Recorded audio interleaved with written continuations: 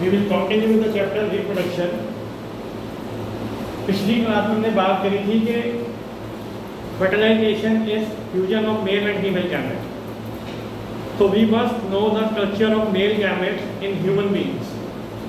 The male gamete in human being is called a sperm, and it has three parts. It has a head, it has a middle piece, and it has a tail.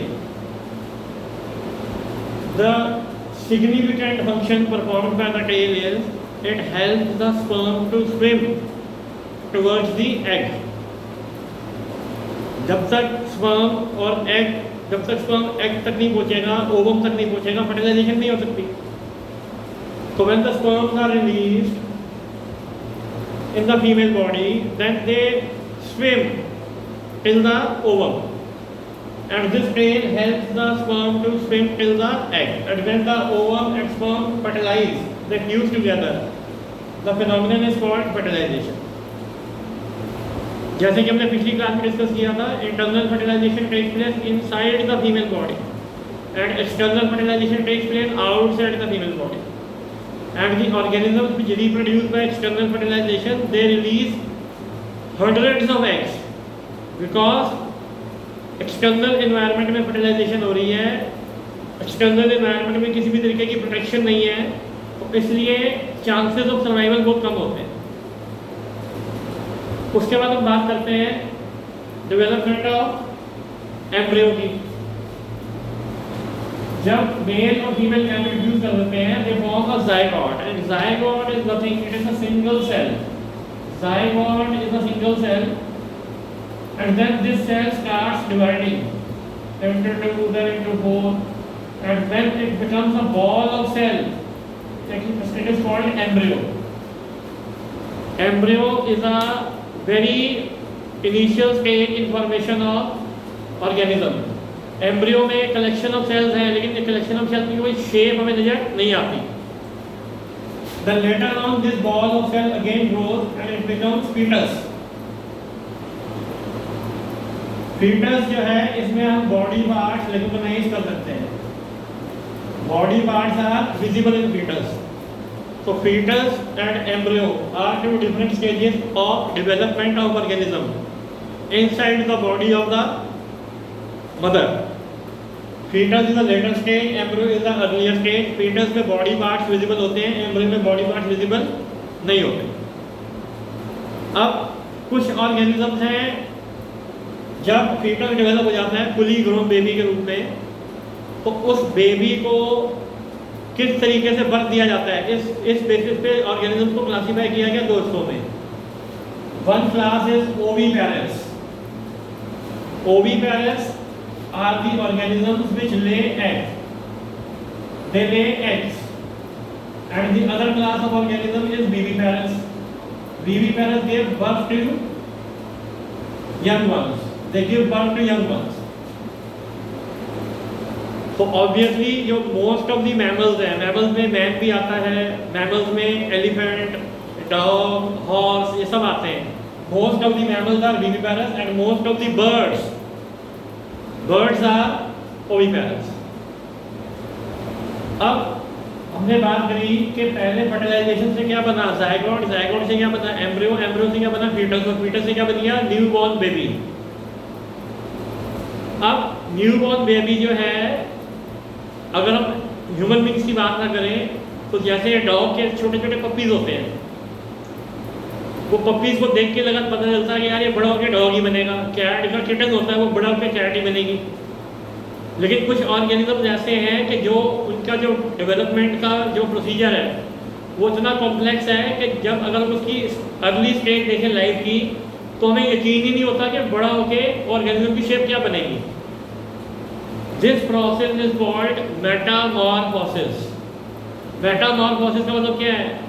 When the egg becomes larva becomes young animal and young animal becomes adult animal, तो इनकी shape में drastic change आ जाता है. ये Metamorphosis of frog है. This is the early stage eggs and this is the early tadpole. अब अगर हम इन दो फिगर्स को कवर कर लें और खाली अर्ली tadpole की स्टेज को देखें, तो हमें यकीन ही नहीं होगा कि बड़ा होकर ऐसा फ्रॉग सा बन जाएगा.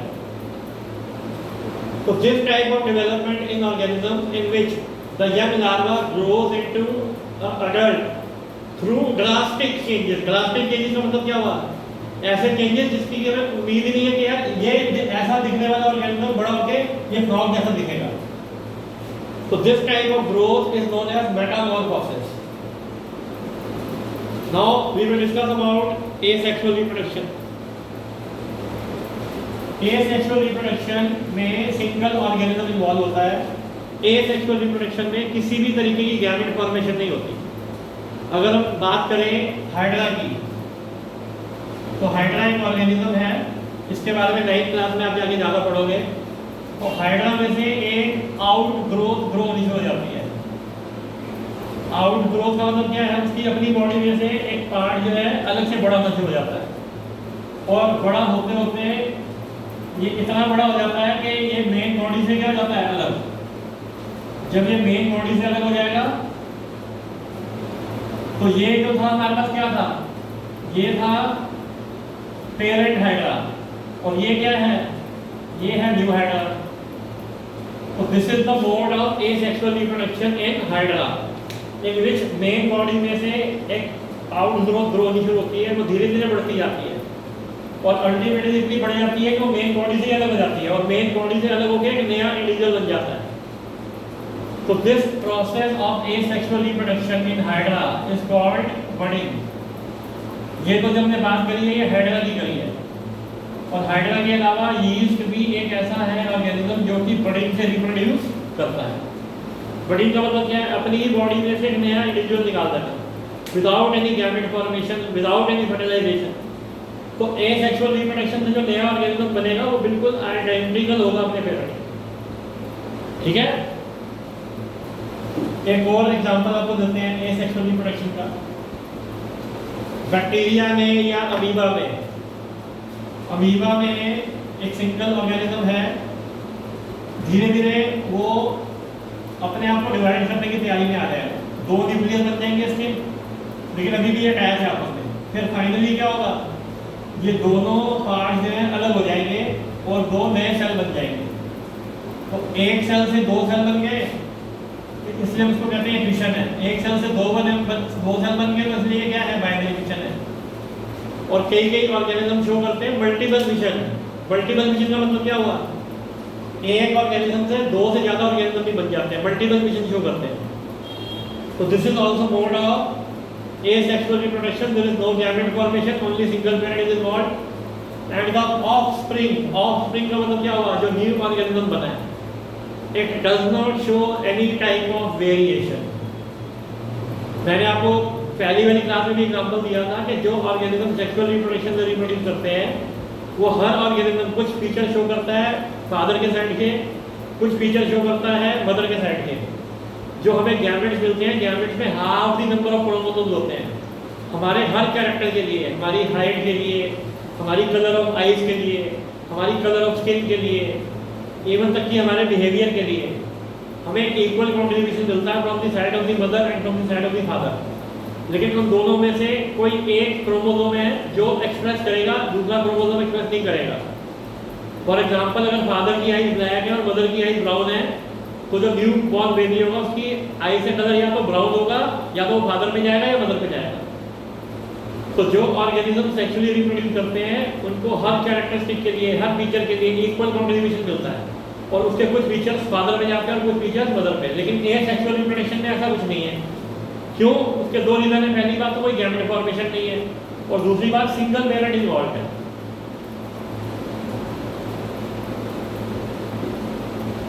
फिर हम बात कर सकते हैं प्लांट्स में. ये तो खैर एनिमल्स की बात हुई.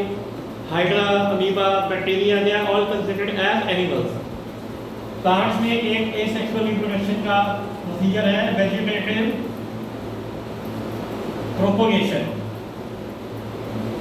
वेजिटेटिव प्रोपगेशन का मतलब क्या है? प्लांट्स को उनके सीड्स के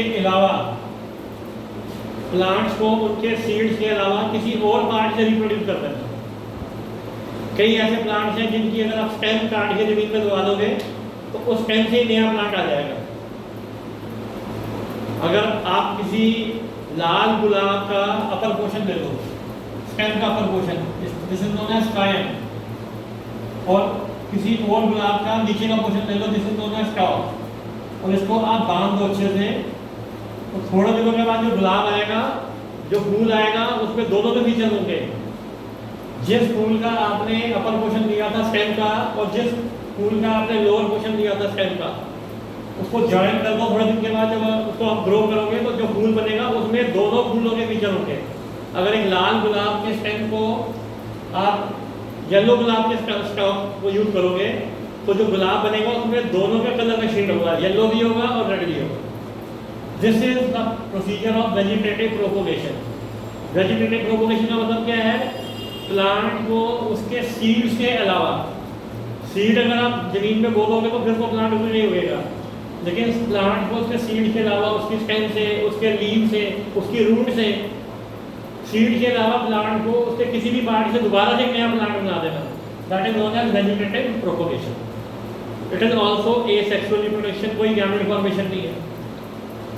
वेजिटेटिव प्रोपोगेशन के में फायदे क्या हैं?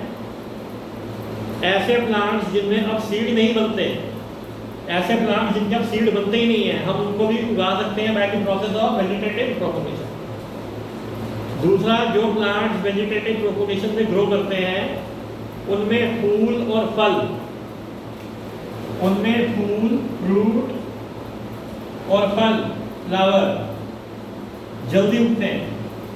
और एक बात आपको बता दें, आगे जाके आप हायर क्लासेस में पढ़ोगे कि फ्लावर का ही आगे जाके क्या बनता है? फ्रूट। फ्लावर का ही आगे क्या बनता है? फ्रूट। तो जो प्लांट्स वेजिटेटिव प्रोपोगेशन से ग्रो करते हैं, vegetative propagation is the process of asexual reproduction in plants, उनमें फ्लावर भी जल्दी लगता है और उनमें फ्रूट भी जल्दी लगता है। और इसकी सबसे बड़ी इंपॉर्टेंस क्या है कि हम अपने हिसाब से डिजायर्ड क्वालिटी के प्लांट्स जो हैं ग्रो कर सकते हैं। तो this is the method of vegetative propagation in plants.